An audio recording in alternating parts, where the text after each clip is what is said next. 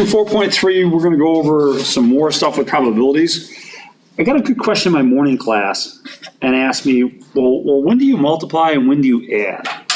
So if you have the probability of A or B, that's when you're going to be adding. You're going to find out, well, what's the probability of both of those things? Now you can kind of get a feel for why we're adding if you take a look at something called a Venn diagram. It's not vocabulary that you're responsible for. And what I'm going to draw is something called the sample space. This is the space of everything that could happen in an experiment. So here's our sample space. And then we're going to have two events, A or B. So here's going to be event A. And then likewise, we're going to have event B. So A and B. So if you want the probability of A or B in relative to the sample space, then it's really this area plus this area compared to the whole thing. So this can be the probability of A plus the probability of B. Except there's one problem with this naive approach, and that is this spot where they overlap has been double counted. So you counted it as part of the probability of A, you counted it again as probability of B. So to correct for that double counting, we're subtract the probability of A and B.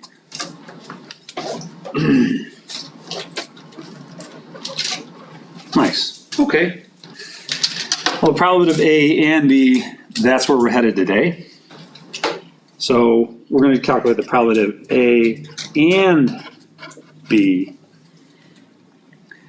in a couple cases. This is what's called your general addition rule, not vocabulary you need to know. The probability of A and B has a couple possibilities. Probability of A and B. Let's work with what's called the independent case. If your two events are independent, so A and B are independent, then the probability of A and B is just going to be the product of probabilities. That's if they're independent. If they're not independent, then probability of A and B is the probability of A times the probability of B, adjusting for the fact that A has occurred. Adjusting for the fact that A has occurred. Now, the fancy notation here really would look like this. I mean, this is writing out what it is, but it's probability of A times probability of B given A. That's what this means. And this is the part that we're going to have to understand and play with. There is actually a formula for that. Maybe we'll go back after we do some of this stuff and remind you of this or tell you what that formula is. For now, let me give you one more reminder. And that is that you can calculate probabilities in a couple different ways. Probability of A is the same thing as probability of 1 minus probability of A bar. What's A bar? Do you remember what A bar is? What do I mean by this? We also called it not A. What does it mean if A was heads, the event of flipping heads, what's A bar? Tails. Tails. The other event that's not A. Yeah. So if A was rolling a 6, A bar is meaning not rolling a 6. So it could be 1 through 5 on a single die, 6-sided. One important thing that we kind of mentioned here, but we didn't remind ourselves of, and that is independence. So let's talk about independence. Two events are independent if the outcome of one does not change the probability of the other one.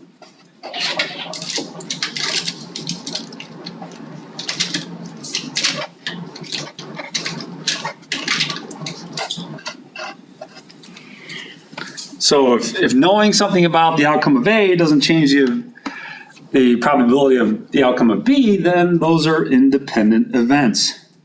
And that's a big idea that's going to kind of follow us through a lot of the rest of the course here. So hopefully it's something you pick up on as we go through this.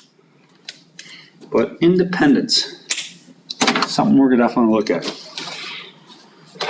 Now, I want to look at one last thing here before we actually jump into some of the problems. And I'm trying to give you all the preliminary stuff here first so that we can spend a little more time and a little deeper time on the problems. And it's this part right here. Probability of A equals 1 minus probability of A bar. We're going to run into things quite often that look like this. Now you can imagine, for example, actually, you know what? I screwed this up. Oh, I did screw this up. I should have started these at 0. You can imagine, for example, that you're looking at a family of 7, and you want to know how many girls could be in that family. So let's take a look here. Now where I screwed up is that I should have started this at 0. So 0, 1, 2, 3, 4, 5, 6, and 7. And you could be just asking, well, what's the probability of at least one girl? You want to get a girl. They're beautiful, so A is the event of at least one. And it could be girls, it could be heads, it could be tails, you know, it could be anything. But I want us to think of what A is, and what would I circle to get A? What events down here, or what numbers constitute at least one girl? 1 through 7. 1 through 7. Nice. So 1 through 7. This is at least one girl. That didn't quite get everything, did it? There's a little bit of extra stuff here. So what else is left? So you've got event A. How would you describe event A bar? What does event A bar mean in words if A is the event of at least one girl? No girls. No girls. Or all boys. Either way, it's A bar. So A bar is the event of no girls or all boys. Event of no girls or all boys.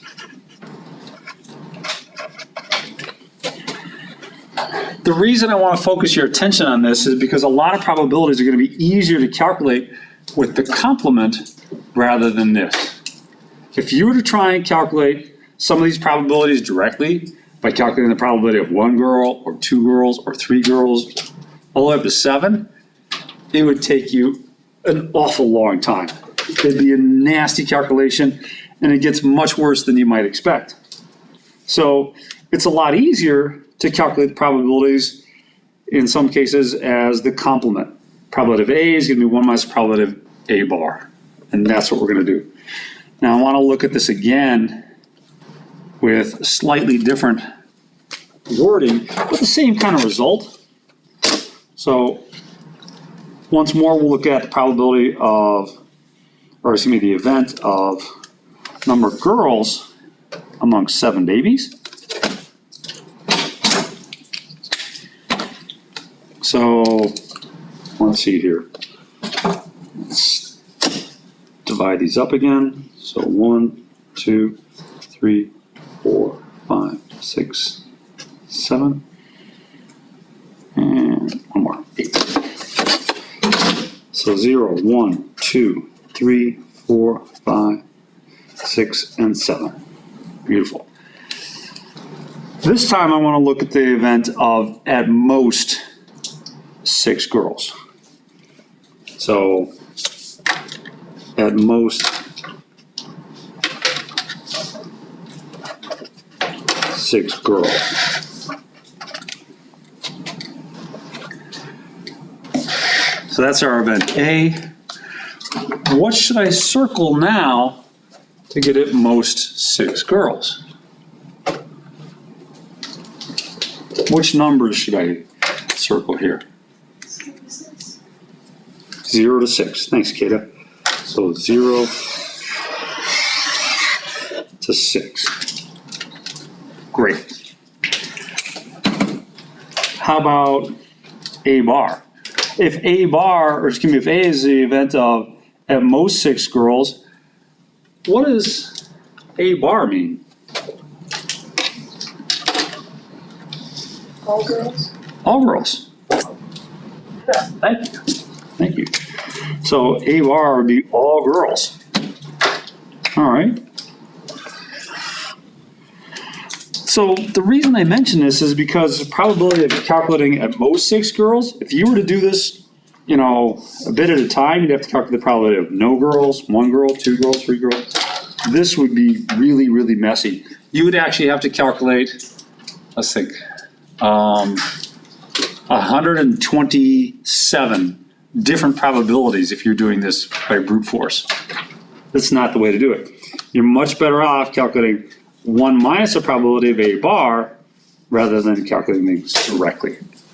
So that's what we're going to do in this case. We're not going to see that in the first example, example A, so much, but we will see it in some of the other examples.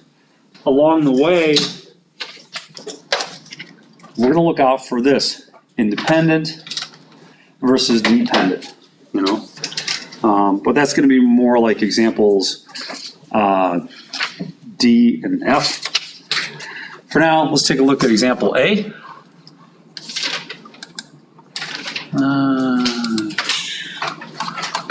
Let me scroll up here. It's a little easier to read here.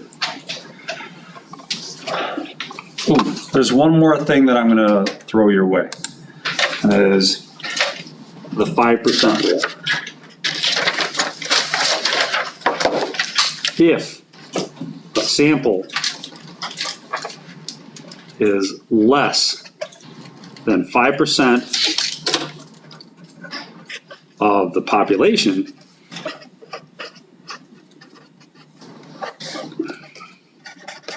you can treat the samples, or you can treat the samples, well, plural or singular, sampled values as if they are independent.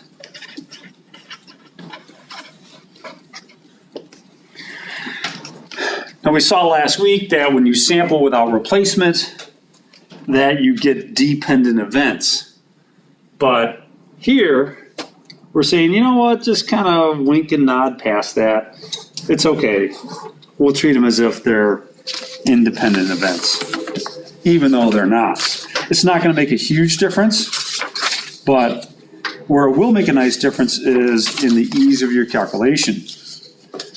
So we'll start out with example A here. And trying to find something. Yeah, here we go.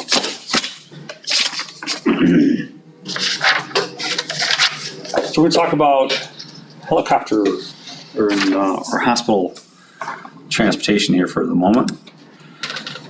In a study of helicopter usage and patient survival, results were obtained from 47,637 patients transported by helicopter and 111,874 patients transported by ground.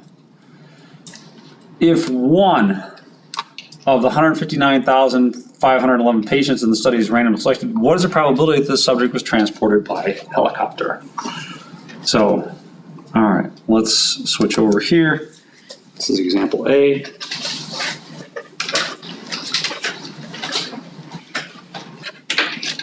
Probability that the patient was transported by helicopter. Well, how many patients were there in the study altogether? 159,511. Perfect, thank you. 159,511. And of those, 47,637 were transported by helicopter. Yay! So, first one done. The second one becomes a little bit of a pain. So, the second one would look like this. And don't copy this down unless you really, really want to. Or maybe watching this later, you want to pause the video or something like that. But if you were to calculate the probability that 5 people all got transported by helicopter, this is exactly how you would have to do it if you wanted the exact results. You start out, the first patient has 47,637 divided by 159,511 chance of being transported by helicopter. Now, assuming you're drawing without replacement, after the first one's taken out, then there's one less for the numerator and one less for the denominator. And then the second one's taken out, and the third one's taken out, and the fourth one, etc. So you get down to this probability. Raise your hand, or you can do it on Zoom as well, if you'd like to do this on your calculator. Would that be a fun calculation to do? I think there's probably a really good chance that somebody along the line would just fat finger a button and didn't get it wrong. All right, so what we're going to do is we're going to calculate the sample size, do 5% of the sample size, to see if we can't use that rule for independence. So what's 5% of 159,511? How would I calculate that? What do I need to do? Thanks, kid. Yep, 0.05 times 159511. And that's like what, 7,900 and change? Someone got that one for me? 7,975.55. All right, so that's 5% of the sample. How big, or 5% of the population, how big was our sample? How big of a sample did we take?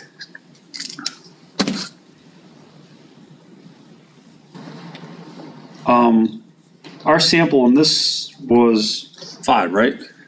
We pulled out 5 people from the study at random. So I don't think I need to pull out my graphing calculator to realize that this is way bigger than this. And all I'm saying is that you can use the 5% rule. So that's great. That's going to make our calculation a lot easier. Can use the 5% rule. And we're going to treat these as if they're independent events. So what's that going to look like for this particular calculation? Well,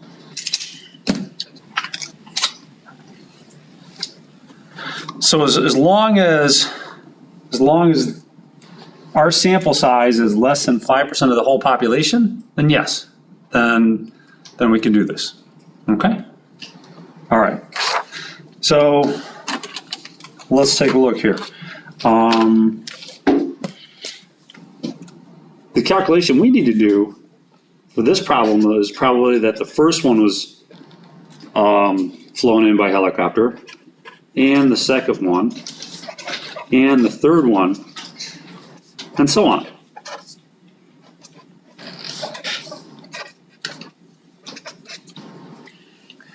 But here's where the 5% rule comes in handy. we're gonna treat these as independent by the 5% rule. So let me just write that down.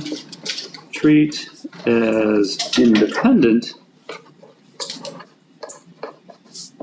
because of the 5% rule.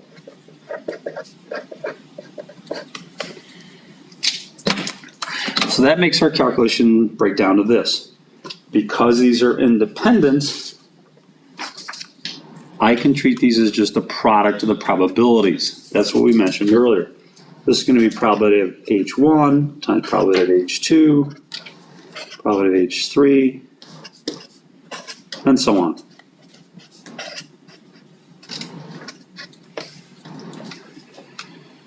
And now I'm going to do something else. I'm going to keep these probabilities all the same. Oops, 5, 9, 5, 1, 1, 47, 6, 3, 7. That should be a 5, 9. 5, 9, 5, 1, 1. And I'm getting bored writing this out, so I'm just going to write it one last time. 46 or 47, 6, 3, 7.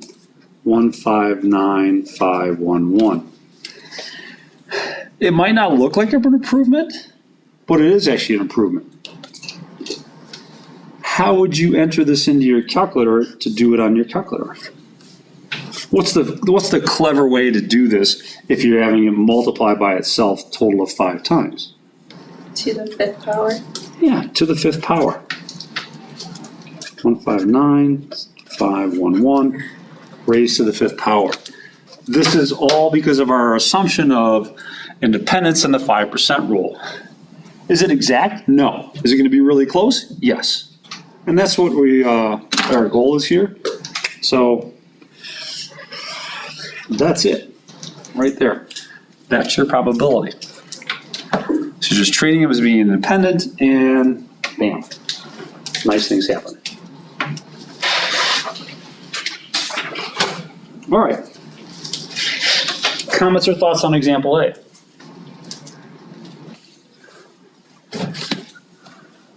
Doing good. Maddie? Thumbs up? How about my Zoomers? Thumbs up? Doing good? Yeah, please.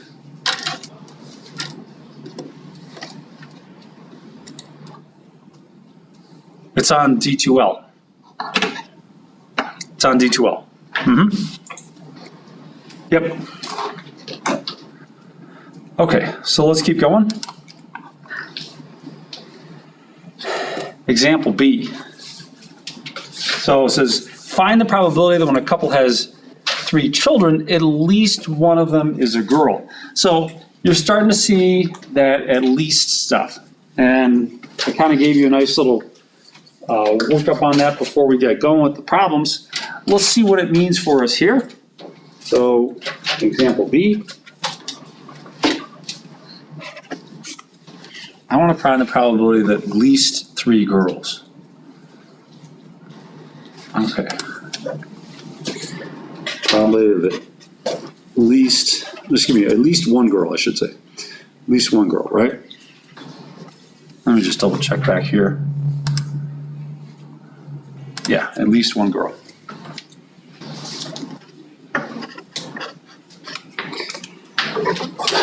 And I want us to think about all the different things that can happen here.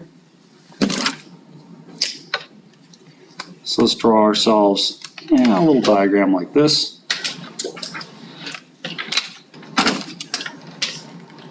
So in this experiment, you have 3 kids. So let's think. The number of girls. What are the possibilities that you can think of when you're talking about 3 girls or 3 babies? How many possibilities are there for or what are the different number of girls you could get in this experiment? We have 3 children. Is it 2 cubed? Yeah, very nice. So really, you have 2 choices for the first, 2 choices for the second, 2 choices for the third, 2 cubed, or 8. But if you're just looking at the number of girls or number of boys, let's focus on the number of girls. How many girls could it get? What's the most? 3. 3. What else could happen? Are you going to get 3 girls necessarily? What else could happen?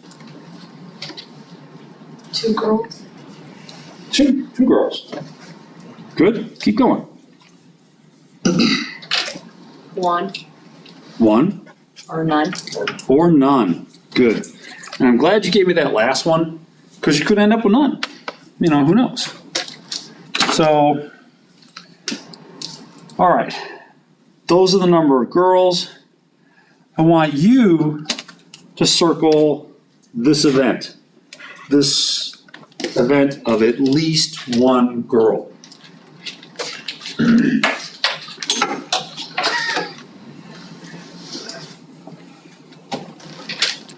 What should you be circling if you circle at least 1 girl?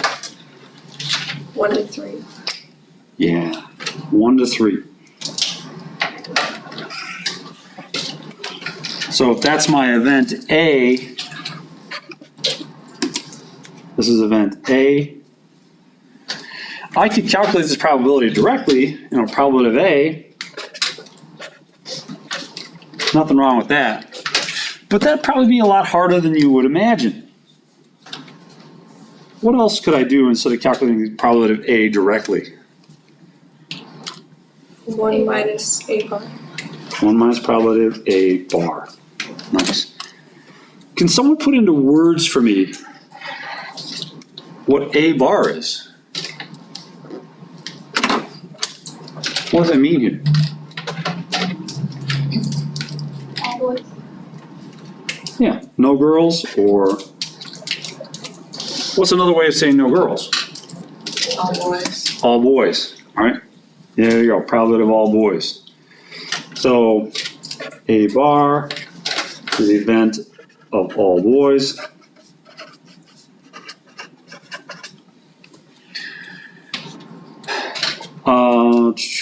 Let's calculate that probability. Probability of A bar, probability of a boy on the first one, and a boy on the second one, and a boy on the third one.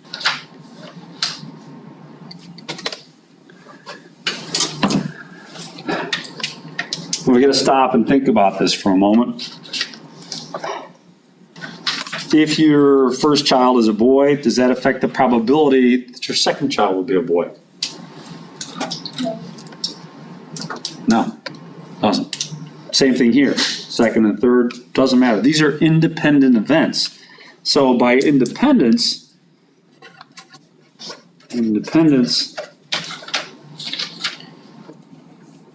I can write this as a probability of B1, probability of B2, and probability of B3.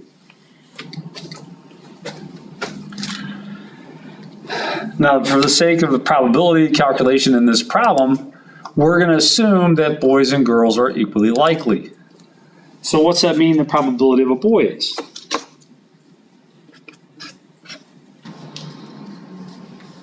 %. So 1 out of 2, 1 out of 2, 1 out of 2. Perfect. So overall, that's going to be 1 out of 8. Keep in mind, that's not exactly our final answer. What do we have to do to get our final answer? Do you remember? We're interested in the probability of A, not the probability of A bar. So probability of A is 1 minus probability of A bar, which is 1 minus 1/8. If you're not really keen on your fractions, then do it on a graphing calculator or something like that. You can just do this, 1 minus 1 divided by 8. And then you hit the math key, press enter twice, it turns your answers into fractions. So 7/8. Most of the time, I'd be happier with a fraction rather than decimal because people don't round things right, and sometimes it obscures other little errors that they make. Well, there we go. 7/8 probability that you get at least one girl. So 87.5% of the time.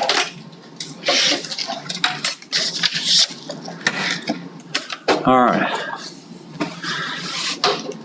How about my Zoomers? Looking okay there? Thumbs up? All right, thank you. How about my Roomers? I got Zoomers and Roomers. Roomers doing okay? All right, like that? Yeah, cool. Let's keep going. Let's keep going. So there is kind of another way that you can do this one, but it only works because all the points are equally likely. So if you look at the sample space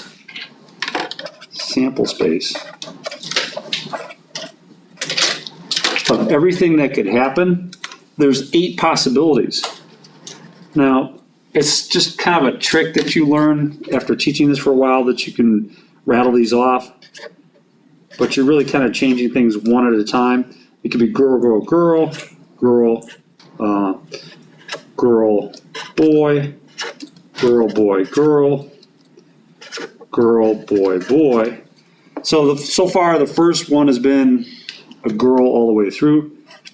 Now we're going to let the first one be a boy all the way through, and then go through these same 4 permutations: girl, girl, girl, boy, boy, girl, and boy, boy. So of these, the only one they don't get at least one girl is this one.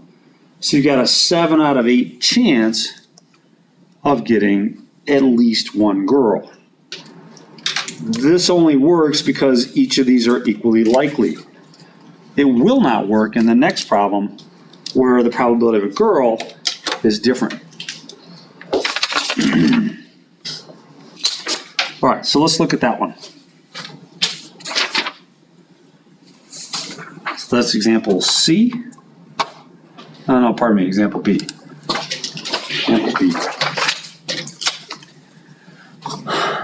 So I think in 2015, China started phasing out their one child per couple policy.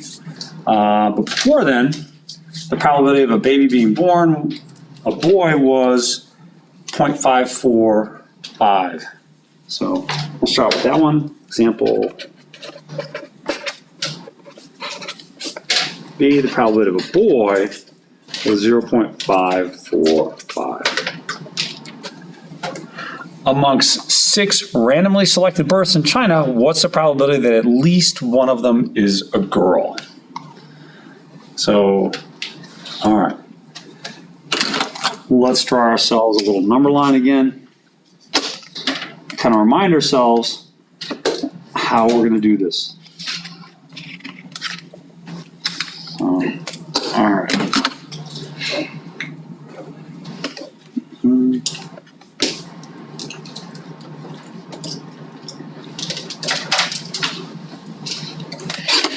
Okay, so 0, 1, 2, 3, 4, 5, and 6. So those are the possible things that can happen in this experiment. We're looking for the probability of at least one girl.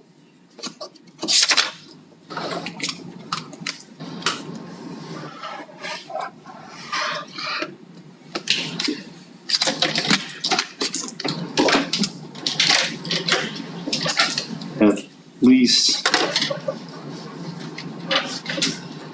one girl. When you see those words, at least or at most, it's screaming out to you, use the complementation rule. It's going to make your life a lot easier than calculating these things directly. So if that's A, the event of at least one girl, what's A bar? All boys. All boys. So, or no girls. So all boys and no girls, or whichever way you're saying it. A event of all boys. Actually, it should be A bar is the event of all boys. So if I want the probability of A, I'm better off calculating as a probability, 1 minus the probability of A bar, using the complement. When you see at most and at least, jump on the complement. It's going to be a much easier calculation typically. So let's calculate probability of A bar. So probability of A bar is going to be probability that the first one's a boy and the second one's a boy, all the way down to the sixth one is a boy.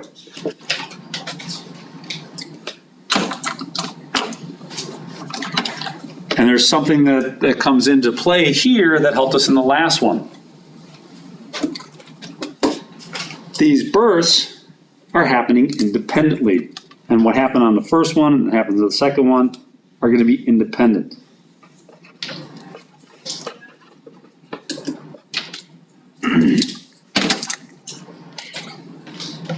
So that's the probability that the first one's a boy and the second one's a boy, all the way down to the sixth one is a boy.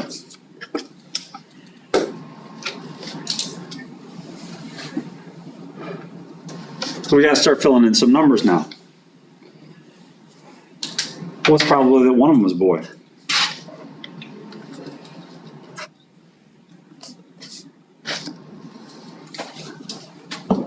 Anyone?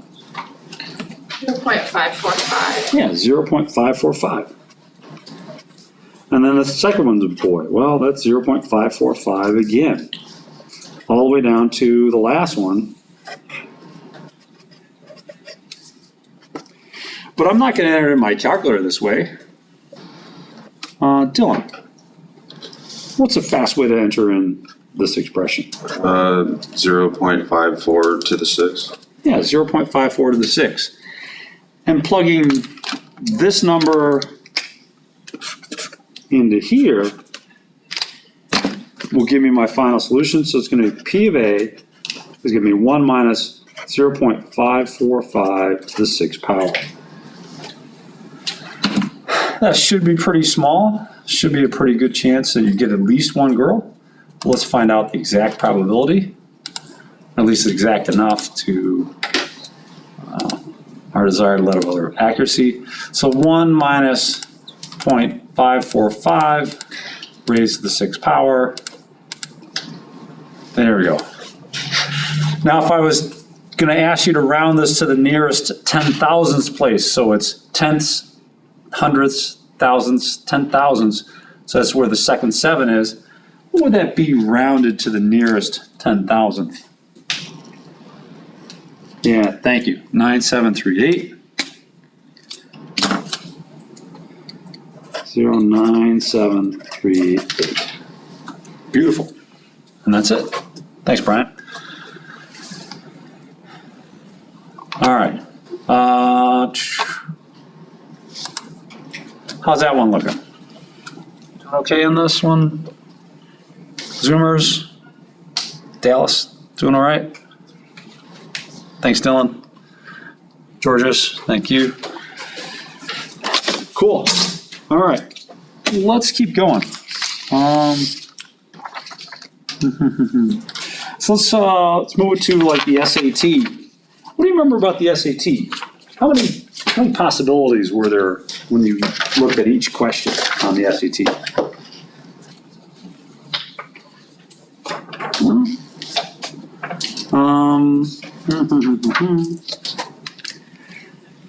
Each question on the SAT had 5 possibilities.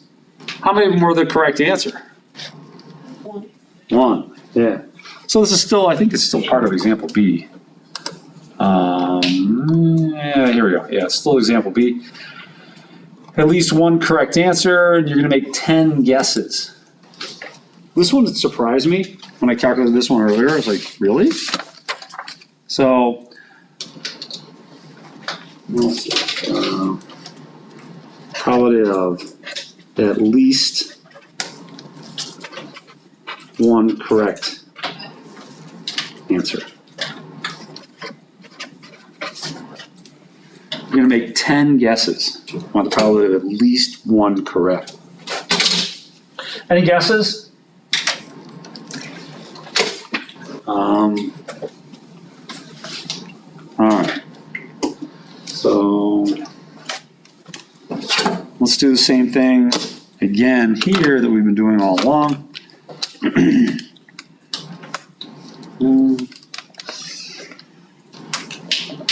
Let's kind of try and take a look at the sample space and different things that can happen. 0, 1, 2, 3, 4, 5, 6, 7, 8, 9, 10.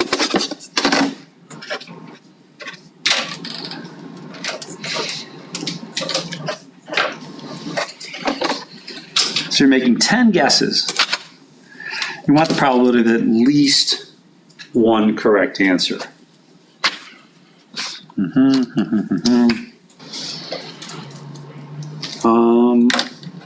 What should I circle if I want to do? If I call this event A, so A is the event of at least one correct answer.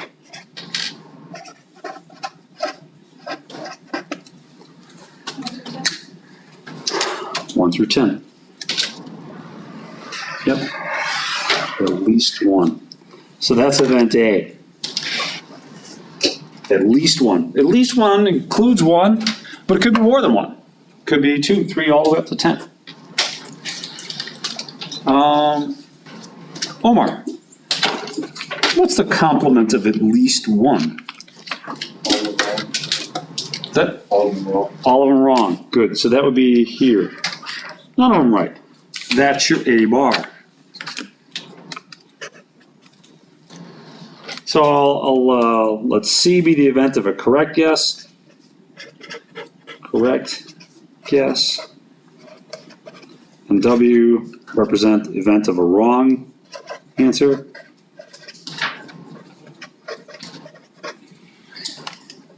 We can calculate the probability of A as 1 minus the probability of A bar. Probability of A, 1 minus probability of A bar. What has to happen for us to have A bar? What's going on with A bar?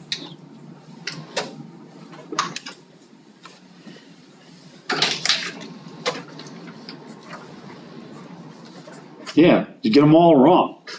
So it means the first one's wrong, and the second one's wrong, and all the way up to the 10th one are wrong.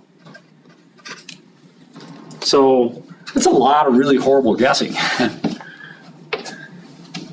How likely is that? Well, again, there's something that helps us out here. If you guess the first one wrong, does that affect your probability of guessing the second one wrong? No. So what kind of events are these then? What am I kind of driving at? Independent. Independent events. So by independence, this is probably the first one's wrong times probably the second one's wrong, all the way down to the probability that the 10th one is wrong. Now the SAT, to remind you, has 5 possibilities. 4 of them are the wrong answer. So what's the probability here that you guess wrong? If you're just randomly guessing, close your eyes and you point at a number or a letter. What's the probability you get this one wrong? You said there's 5 questions? Or options? That'd be the probability of getting it right. We want to look at the probability of getting it wrong.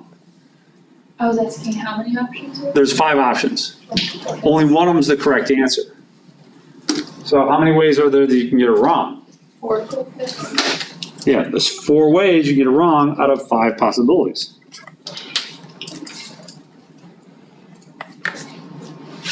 Four out of 5. So this is really 4/5 to the 10th power. That's this part right here. probability of A bar. If I wanted the probability of A, probability of getting at least one, probability of A, probably getting at least one right, it's gonna be pretty good. 1 minus 4/5 to the 10th power.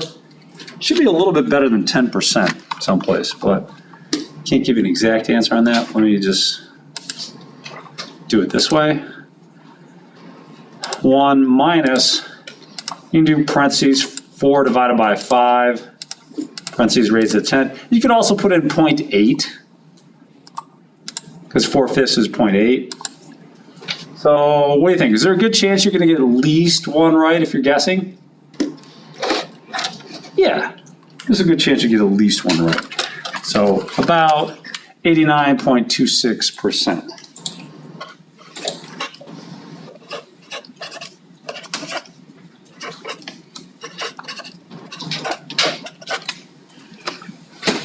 Hey.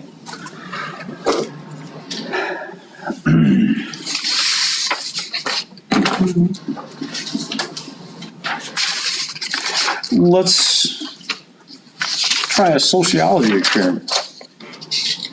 Kind of an interesting one. Before I move on to that, are we okay with this example here?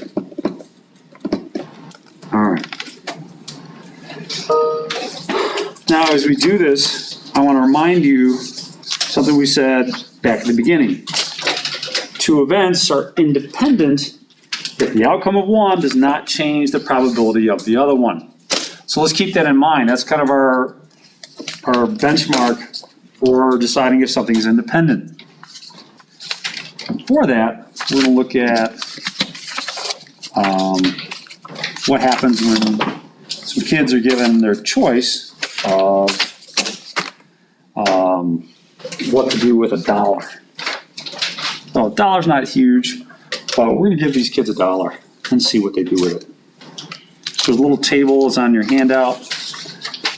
Some of the kids in this experiment are given 4 quarters. Some are given $1 bill.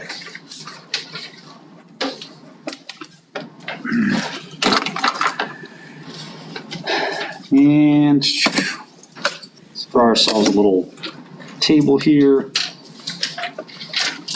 And up here.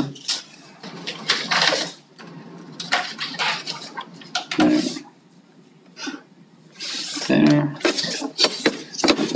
And some more stuff in here.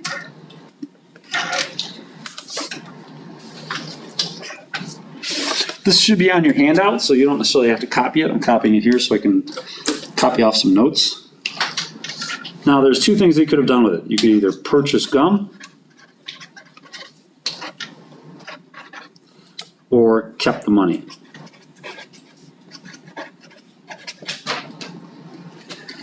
So in this experiment, there were a total of 43 people who got the 4 quarters. Of those, 27 decided to spend it on some gum, and 16 kept the money. If you got a $1 bill, 12 purchased gum, and 34 kept the money. Let's put in some more marginal totals here. So across here, that's going to be 46, going down, 39, and then 50. Both of these reassuringly total up to the same thing, which is 89. Now there's several probabilities that I want to look at. The first one I want to look at is a probability that the money got spent. Probability of spending the money.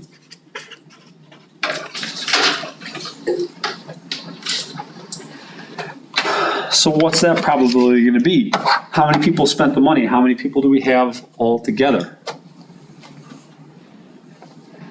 All right, keep going.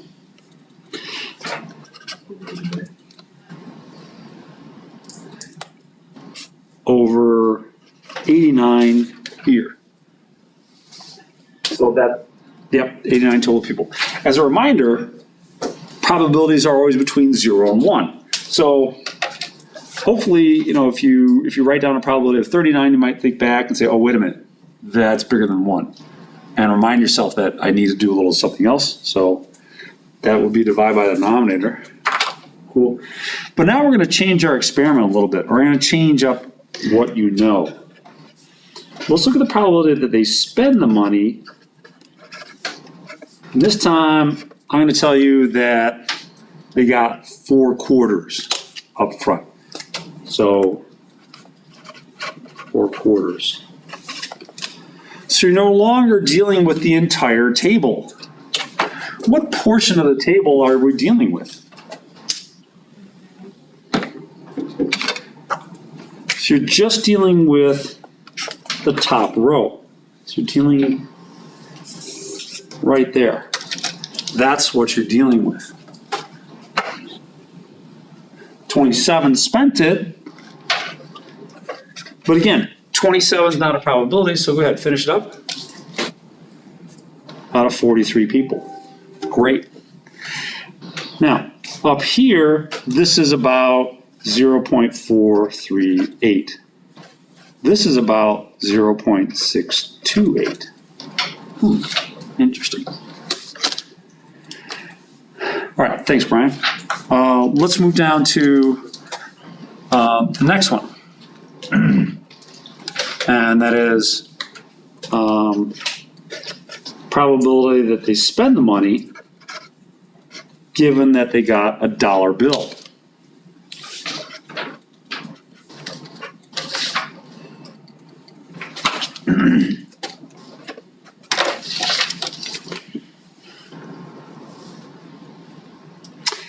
All right, so we've got a different sample space now. That I'm telling you that they got a dollar bill means you're right here. And of the people who got the dollar bill, only 12 out of the 46 spent it, which is about 0.262.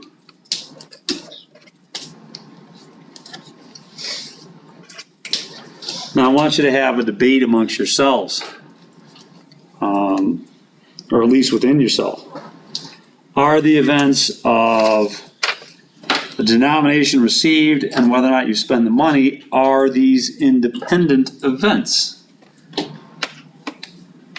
So spending the money and denomination received, are they independent? Spending the money and denomination received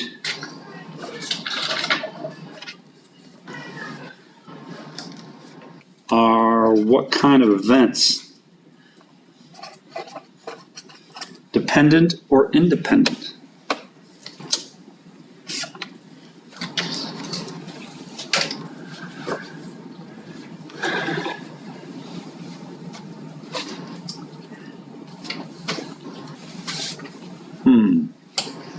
Go back and think about this. 2 events are independent if the outcome of one does not affect the probability of the other one. Is the probability of spending your money, was that affected by the denomination you received? Wow. The probability of spending it overall was about 44%. But if I told you that somebody got 4 quarters, what happens to the probability of spending it? It increases. Or if they got a dollar, probability decreases. So the knowledge of what denomination they got certainly affects the probability that they spend it. I go through the same thing with my kids. If they need, a few bucks to go to the store, I reach in my wallet, pull out a few singles or a 5 or a 10. But if all I got's a 50, I'm really reluctant to take that 50 out. It's like, nah, I don't know, ask your mom or something. But yeah, the denomination that's in your wallet, makes a difference as to how easily you spend that. So yeah, definitely they're dependent events. Dependent dependent. Because the outcome of one changes the likelihood of the other one. If I tell you got a dollar bill, you're a lot less likely to spend that. Look at that. 26% as opposed to like 63%. That's a big difference. I don't know. I think this is something called delayed gratification. It's something you'd have to talk to a sociologist about, but this, this is real data. The author is really good at coming up with this real data, so kind of cool. Well, let's flip over to the back side of our handout and continue working on independence. So in this experiment, we're going to flip a fair coin twice. And so with that understanding, here's your sample space. Those are all the things that can happen when you flip a head or flip a coin twice. So, and again, this is just kind of listing these things out. I want to investigate the events of heads on the first flip and tails on the heads on the first flip and heads on the second flip. So page 1, the event of a head on the first flip.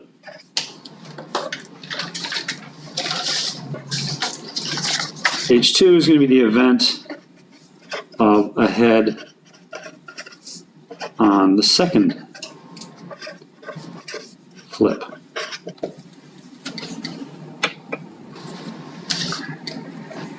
Well, let's do some calculations and find out if these are independent events or dependent events.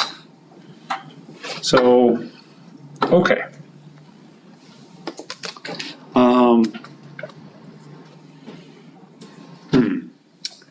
Here we're looking at a head on the second flip. Now, because each flip is independent and I didn't say that. Because each of these has an equally likely chance of happening, we can calculate this probability as the number of ways to get a head on the second flip divided by the total number of points in the sample space. So there's 4 points in the sample space. How many of them represent a heads on the second flip? 2. So probability of heads on the second flip is 1/2. Okay, not a big shocker there. Let's calculate this now. Probability of heads on the second flip given that you already flipped a heads on the first flip. Now that's going to change your sample space.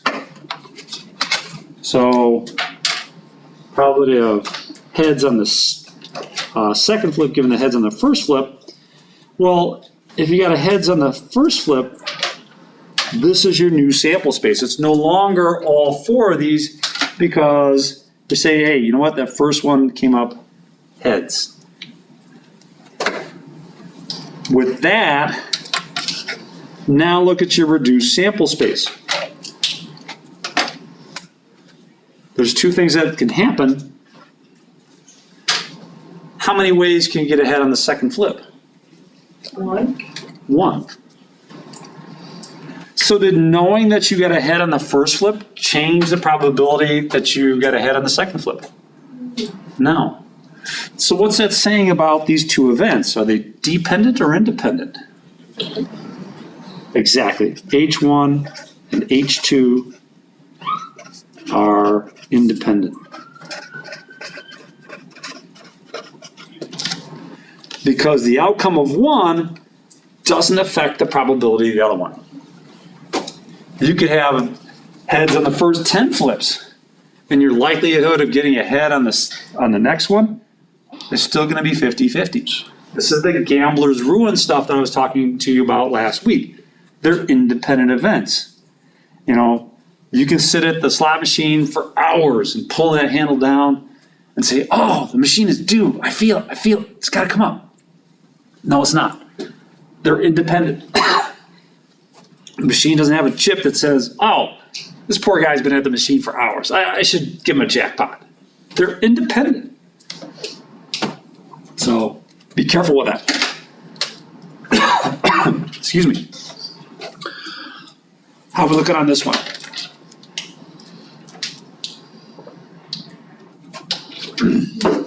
Any last comments or thoughts on that? All right, let's put this one in the books. Last lot, yes? Okay, we're good.